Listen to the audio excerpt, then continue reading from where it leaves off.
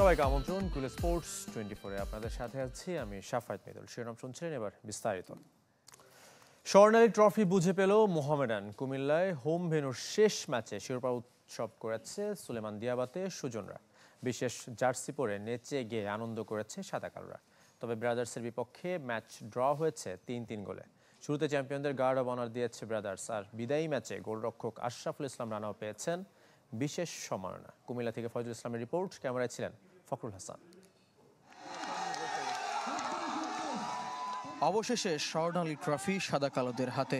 পেশাদার যুগে প্রথম প্রিমিয়ার লিগ শিরোপা মোহামেডানের। কুমিল্লায় হোম ভেন্যুর শেষ ম্যাচে ট্রফি উৎসব সুলেমান দিয়াবাতে সুজন হোসেনদের। সবার গায়ে সোনালী রঙের চ্যাম্পিয়ন জার্সি, যাতে লেখা সাফল্যের বছরগুলো। ম্যাচের শুরুতে সম্প্রীতি দেখিয়েছে ব্রাদার্স ইউনিয়ন। চ্যাম্পিয়ন সাদা কালোদের দিয়েছে গার্ড অব অনার। শুধু মোহামেডান নয়, বিদায়ী ম্যাচে ব্রাদার্স গোলরক্ষক আশরাফুল ইসলাম রানাকেও দিয়েছে বিশেষ সম্মাননা। চ্যাম্পিয়ন হওয়ার পর দুটি ম্যাচে ইমলান সাদা কালোরা। হোম ভেন্যুতে রহমতগঞ্জের কাছে হারের পর এবার 3-3 গোলে ড্র করল ব্রাদার্সের সাথে। শুক্রবার কুমিল্লায় শুরুতে পিছিয়ে পড়া দলটি দিয়াবাতের জোড়া গোলে 3-1 ব্যবধানের লিডও পেয়েছিল। শেষ পর্যন্ত ড্র করে ট্রফি উৎসব করেছে লিগের নতুন চ্যাম্পিয়নরা। এই ম্যাচে দুই ভাই সামলেছেন দু দলের গোলবার। মোহামেডান গোলরক্ষক সুজন হোসেন আর ব্রাদার্স গোলরক্ষক পাপ্পু হোসেন দুজনই বদলি নেমেছেন। তবে দিনটা বিশেষ আশরাফুল রানার। সবার প্রতি কৃতজ্ঞ, সবাইকে ধন্যবাদ জানাই যে আমার আসলে বিদায় মুহূর্তে তারা আমাকে যেভাবে সম্মান প্রদর্শন করেছে, আমি সারা জীবন তাদের প্রতি কৃতজ্ঞ থাকব। মোহামেডানের ঐতিহ্য ফেরানোর মিশন বাস্তব রূপ পেল এই মৌসুমে, আর ফেডারেশন তৃপ্ত নানা প্রতিকূলতার পরও কম্পিটিটিভ মৌসুম শেষ করতে পারায়। But next year is still far. But we go now and then we rest and think about the next season. So alhamdulillah, now we go there and celebrate our trophy, inshallah. Club কর্মকর্তা থেকে শুরু করে যারা মোহামেডান ক্লাবকে ভালোবাসে সবার জন্য একটা আজকে শুভ দিন। আমি মনে করি যে এই যাত্রা আমাদের অব্যাহত থাকবে সামনের দিকে। আমরা আমাদের নির্দিষ্ট সময়ের মধ্যে লিগটা শেষ করতে চলেছি এবং মোহামেডান চ্যাম্পিয়ন হচ্ছে, তাদের অভিনন্দন জানাই এবং তাদের এই হোম ভেন্যুতে তাদের হাতে ট্রফি দিতে পারাটা আমি মনে করি যে আমাদের লিগ কমিটির জন্য একটা বিশাল সাফল্য। বৃহস্পতিবার গাজীপুরে লিগের শেষ ম্যাচে ফকিরেরপুল ইয়াংম্যানসের মুখোমুখি হবে চ্যাম্পিয়ন মোহামেডান। ফয়জুল ইসলাম, চ্যানেল 24, কুমিল্লা। বাংলাদেশ প্রিমিয়ার লিগে কাল 17তম রাউন্ডের বাকি 3 ম্যাচ। ঘরের মাঠ কুমিল্লায় রহমতগঞ্জকে আতিথ্য দেবে আবাহনী, আর ময়মনসিংহে পুলিশ এফসি লড়বে রেলিগেটেড চট্টগ্রাম আবাহনীর সাথে। দুটি ম্যাচই শুরু হবে বিকাল 4টায়, আর সন্ধ্যা 6টায় কিংস অ্যারেনায় ফর্টিস এফসিকে আতিথ্য দেবে সাবেক চ্যাম্পিয়ন বসুন্ধরা কিংস। একদিন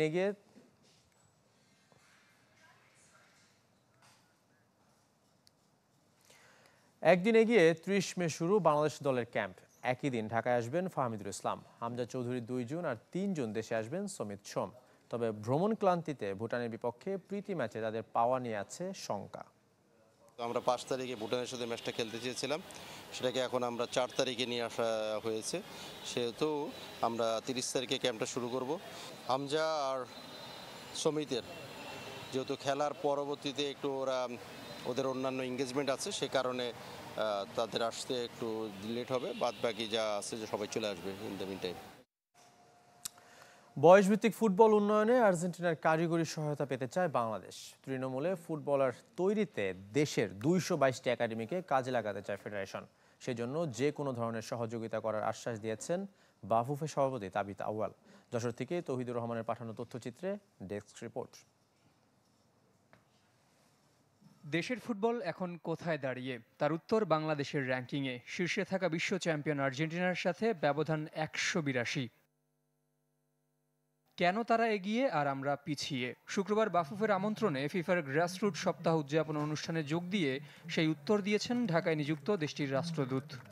In Argentina, when we are 2-3 years old, আর্জেন্টিনায় 2-3 বছর হলেই বাচ্চারা ফুটবল খেলতে শুরু করে। তারা এটা এনজয় করে। একটা দেশ যদি শিশুদের খেলার সুযোগ সুবিধা দেয়, তাহলে যে কেউ শিখতে পারে, ভালো ফুটবলার হতে পারে। চাইলে ক্রিকেটের মতো এদেশে ফুটবলেও উন্নতি করা সম্ভব। the country supports you, giving you facilities. বাফুফের সভাপতি তাবিথ আউয়ালের সাথে যশোরের শামসুল হুদা ফুটবল একাডেমি ঘুরে দেখেন মার্সেলো কার্লোস সিসা, যেখানে নিজেদের প্রতিভা দেখাতে এসেছেন 8 থেকে 14 বছর বয়সী প্রায় 600 খুদে ফুটবলার। ফুটবলে জাগরণ ফেরাতে তৃণমূলের নজর ফেডারেশনের, সেজন্য কাজে লাগাতে চায় 222টি একাডেমিকে, দিতে চায় যে কোনো ধরনের সহযোগিতা। দেশের ফুটবল একাডেমির সংস্কৃতি তৈরিতে অংশগ্রহণ বাড়াতে চায় প্রাইভেট সেক্টরের। বাফুফকে এখন অন্তর্ভুক্ত করছে 222টা একাডেমি বাংলাদেশে, ক্লাস 1 ক্লাস 2 লেভেলে। আমরা উৎসাহ করতেছি আরও এরকম আরও অনেক বেশি একাডেমিগুলো থাকবে। প্রত্যেকটা একাডেমির পিছনে বাফুফ কোনো না কোনোভাবে সাপোর্ট দিয়ে থাকবে, এটা ফাইন্যান্সিয়াল হোক, ইনফ্রাস্ট্রাকচার হোক, টেকনিক্যাল হোক বা সবগুলাই হোক। প্রায় 600-র উপরে বাচ্চা এসছেন 8 থেকে 14 বছর বয়সের আমাদের একাডেমি। আমরা অনুপ্রাণিত এবং আমি মনে করি যে সারা বাংলাদেশে যদি আমরা আস্তে আস্তে প্রাইভেট সেক্টর এই ধরনের একাডেমি নিয়ে এগিয়ে আসি তাহলে সারা দেশের ফুটবল উপকৃত হবে। ফুটবলকে ঘিরে তৈরি হওয়া বাংলাদেশ আর্জেন্টিনার বন্ধুত্বের সম্পর্ক কাজে লাগাতে চায় বাফুফে। মেসির দেশের অভিজ্ঞতা চায় বয়স ভিত্তিক পর্যায়ে। ভবিষ্যতে আমরা দেখতে চাই যে আমাদের আর্জেন্টিনা বাংলাদেশে টেকনিক্যালি আমরা কোলাবরেট করতেছি ইউথ লেভেলে এবং ইন্টারন্যাশনাল লেভেলে আমরা হু নোজ একদিন প্রীতি ম্যাচও খেলতে পারি।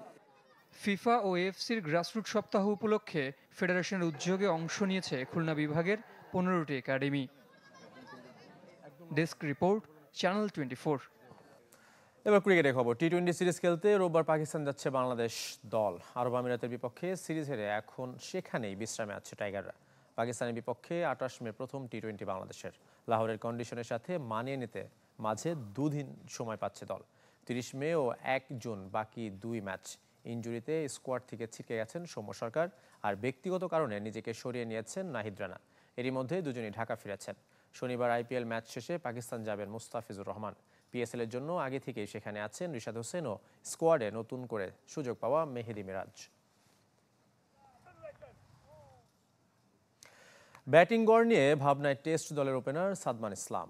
উন্নতির জন্য মুশফিকুর রহিমের কাছ থেকে নিয়েছেন পরামর্শ। সবশেষ টেস্টের সেঞ্চুরিয়ান ধরে রাখতে চান ধারাবাহিকতা। সাদা বলে নিজেকে প্রমাণের জন্য দীর্ঘদিন ধরে সুযোগ খুঁজছেন সাদমান। 19-এর পর থেকে রেড বলেই বেশি খেলা হয়েছে, কোনো এই টিমেরও কখনো আমার হোয়াইট বলে খেলা হয় নাই। সাউথ আফ্রিকা ট্যুরে তো ওইখানে মনে হয়েছিল যে আমাকে খেলাবে, পরে আর খেলা হয় নাই। টেস্ট দলের ওপেনার সাদমান ইসলাম বনেদি ফরম্যাটের স্কোয়াডে বিবেচিত হলেও রঙিন পোশাকে জাতীয় দলে খেলার আশা দূরের বাতিঘর। কেন, কি কারণে সে উত্তর খুঁজছেন সাদমান নিজেও। 11 ইনিংসে ব্যাটিং গড় 46। তারপরও কখনো এ দলের হয়ে সাদা বলের ম্যাচ পাবেন কিনা এ নিয়ে অনিশ্চয়তাই বেশি। ঘরোয়া লিগে বড় ইনিংস খেলার ধারাবাহিকতা ধরে রাখতে চান আন্তর্জাতিক ক্রিকেটে। সবশেষ টেস্টে জিম্বাবুয়ের বিপক্ষে করেছিলেন সেঞ্চুরি।